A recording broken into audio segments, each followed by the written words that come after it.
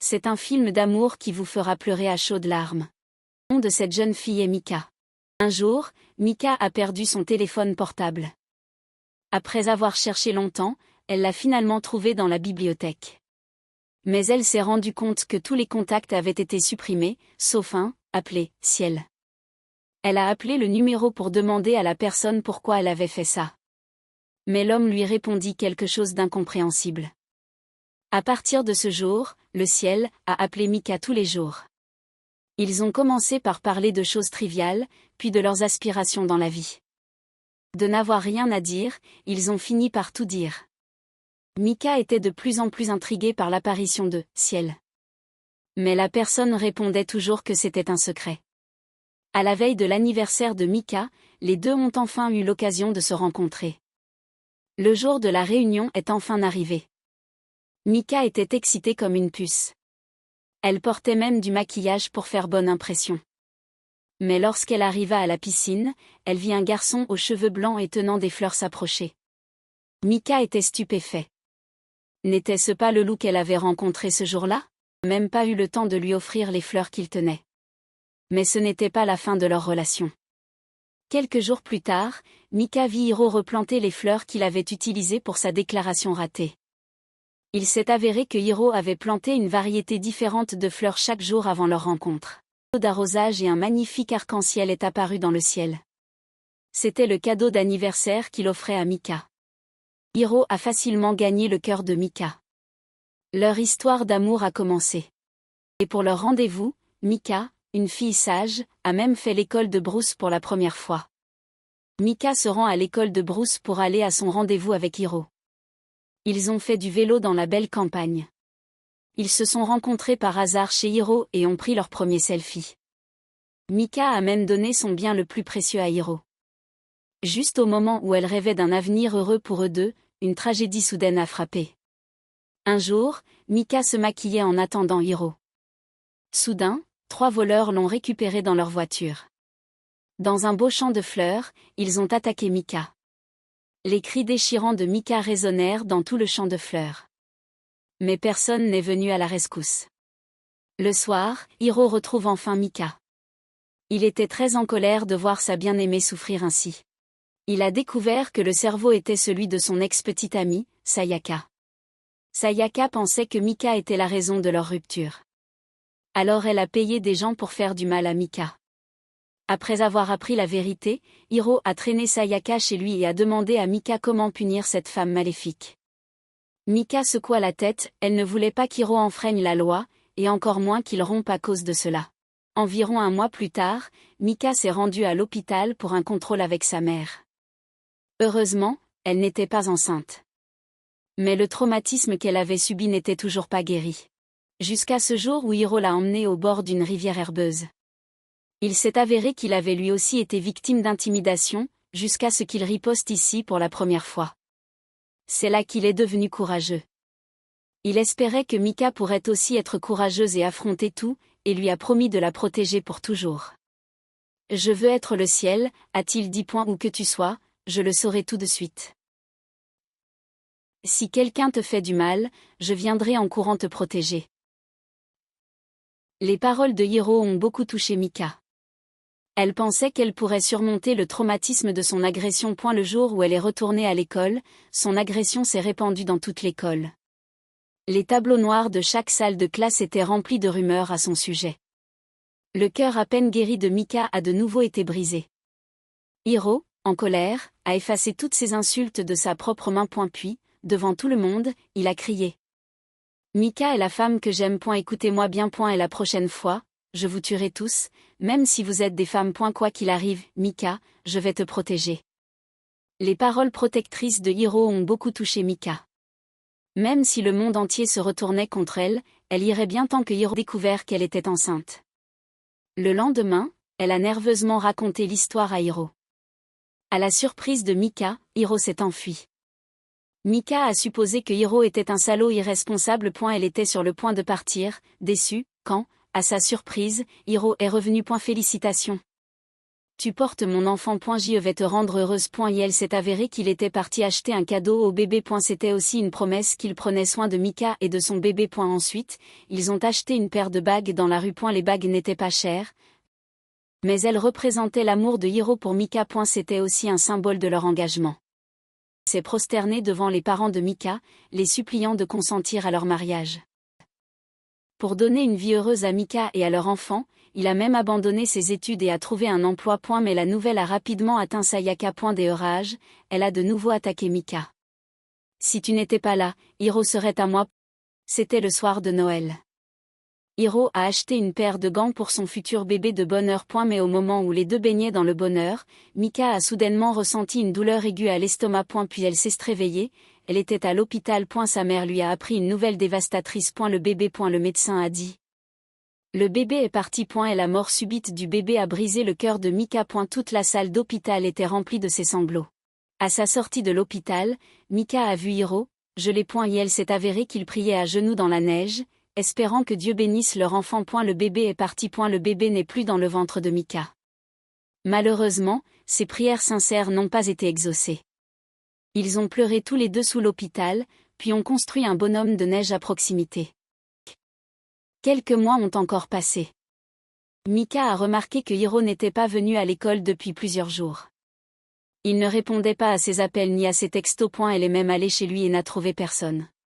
C'était comme s'il s'était évaporé dans la nature. Mais quand elle est allée le voir avec enthousiasme, elle a vu Hiro embrasser une fille de leur école. Hiro l'a regardé en silence par la fenêtre, sans aucune explication ni retenue. Le lendemain, Mika est allée voir Hiro pour lui demander ce qu'il pensait de ce qu'il avait fait la nuit précédente. Je veux coucher avec plus de femmes. Mika a jeté avec colère la bague qui symbolisait leur amour. Mais après s'être calmée, elle n'arrivait toujours pas à croire que Hiro avait vraiment changé. Elle a donc proposé une dernière rencontre comme condition, et ils se sont retrouvés au bord de la rivière préférée de Hiro. Mika était heureuse de voir Hiro arriver comme prévu. Elle s'est précipitée vers lui, mais Hiro a prononcé des mots cruels. « Nous sommes des étrangers maintenant. Je ne vais plus te laisser tomber. » Hiro a rendu la bague à Mika et est parti à vélo, le cœur brisé. Mika le suppliait de revenir, mais il n'a même pas daigné se retourner. Mika, pour la première fois, a réalisé à quel point une rupture pouvait être douloureuse. Hiro avait dit qu'il protégerait Mika comme le ciel.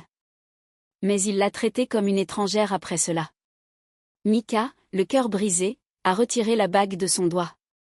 Elle n'a plus jamais voulu tomber amoureuse. Mais le destin en a décidé autrement. La veille de Noël, elle a rencontré un garçon nommé Yu.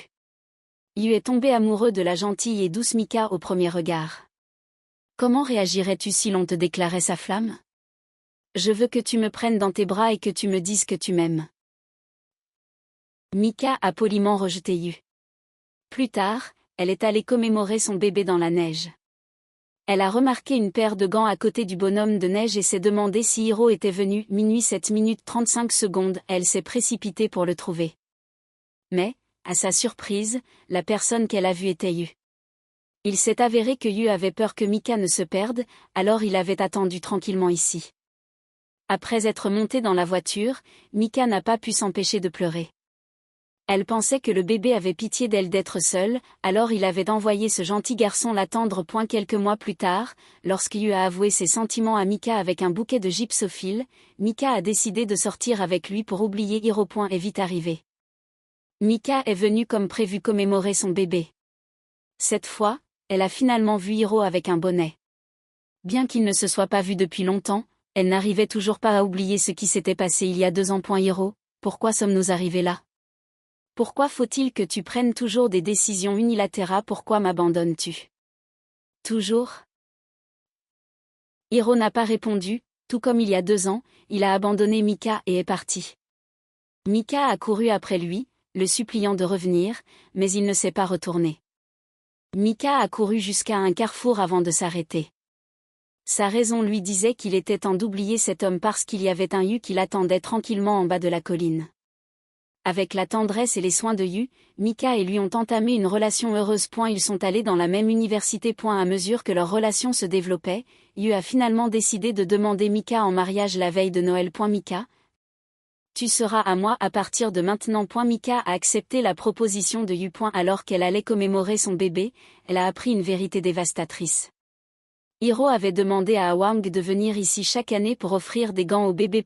Il avait révélé le secret de l'absence de Hiro. Elle avait un cancer, ne le dis surtout pas à Mika.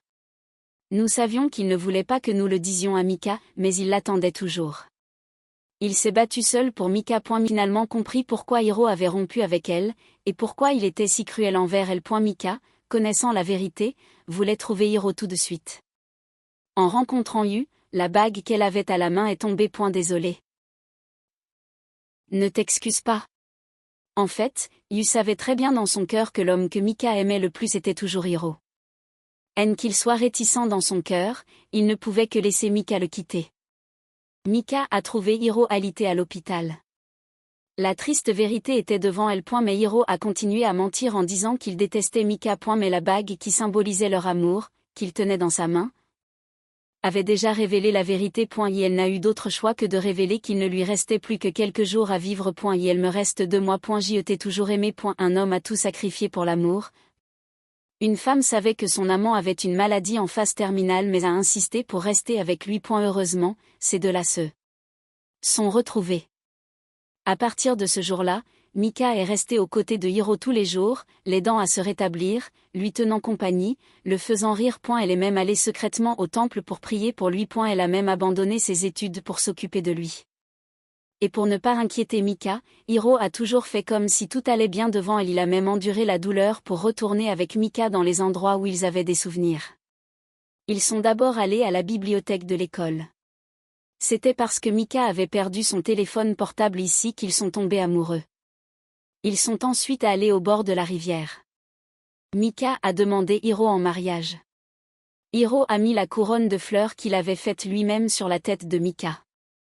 En pensant qu'il allait bientôt quitter la femme qu'il aimait le plus, il n'a pas pu s'empêcher de pleurer à chaudes larmes. Puis il a dit pour la première fois ces 3 mots à Mika, « Mika, je t'aime ». Mika était très heureuse. Elle a essayé de ne pas penser à ce qui allait arriver, elle savait seulement qu'elle était la femme la plus heureuse du monde en ce moment. Mais le bonheur est toujours de courte durée. Mika est rapidement revenue à la dure réalité. Ce jour-là, Hiro lui a demandé d'aller faire développer les photos de son appareil photo. Bien que Mika se sente mal à l'aise, elle est quand même allée développer les photos quand elle a vu Hiro sourire. Mais à sa grande surprise, cette séparation était leur dernière rencontre. Mika retourne vite à l'hôpital. À l'hôpital, sa famille a regardé impuissante les médecins tenter de réanimer Hiro. Mika s'est précipitée. Elle est tombée accidentellement et toutes les photos sont tombées. C'est alors qu'elle s'est rendue compte que Hiro prenait secrètement des photos d'elle à son insu. Il était comme le ciel, la regardant tranquillement de derrière jusqu'à son dernier souffle. Et elle n'a même pas oublié de demander à sa mère de dire quelque chose à Mika au téléphone. Mika sourit. Ne t'excuse pas Mika, je t'aime. Avec ses larmes, Hiro a quitté ce monde pour toujours. Il a quitté ses parents et la femme qu'il aimait le plus au monde. Quelques jours plus tard, la famille a organisé les funérailles de Hiro. Mika a reçu un journal que Hiro avait écrit de son vivant, mais elle ne l'a pas ouvert tout de suite. Au lieu de cela, elle l'a serré dans ses bras et s'est endormie avec sa mère, comme quand elle était enfant. Le lendemain, Mika a apporté le journal au bord de la rivière. Elle n'a pas pu s'empêcher de pleurer à chaque fois qu'elle pensait à Hiro. Hiro avait beaucoup souffert avant sa mort. Mika ne supportait pas l'idée qu'il soit toujours seul après sa mort. Alors qu'elle était sur le point de sauter dans la rivière pour suivre Hiro, 2 colombes blanches ont soudainement pris leur envol sous le pont et l'ont arrêté. Le journal qui était tombé au sol s'est ouvert sous le vent. Mika l'a ramassé et a de nouveau pleuré à chaudes larmes. Il s'est avéré que le journal était rempli d'histoires sur elle. Mika a vécu heureuse et pleinement sa vie, c'était le plus grand souhait de Hiro. Peut-être que Hiro était comme le ciel en ce moment, veillant tranquillement sur Mika quelque part. Des années plus tard, Mika est restée seule. Chaque Noël, elle rentrait de l'extérieur pour commémorer son bébé et Hiro. Sa famille l'attendait toujours à la gare.